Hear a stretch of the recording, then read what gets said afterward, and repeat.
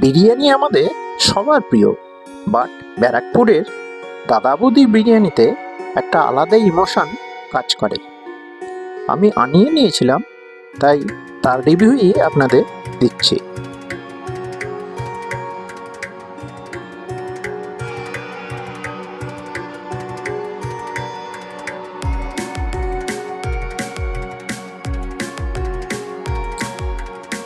মশলাদার রাইস একেবারে ঝুরঝুরে, সঙ্গে স্যালাড আর পুদিনার চাটনি। তবে দাদা বৌদির বিরিয়ানি মানেই বড় রেয়াজি জুসি মাটন মোটামুটি 250 গ্রামের তো হবেই। ব্যাপারটা একেবারে জমে গেছে। মাটন মুখে দিলাম, জাস্ট মিলিয়ে গেল। মাটন নিয়ে কোনো কথা চলবে না। টেস্ট অসাম, কাজেই রেকমেন্ডেড।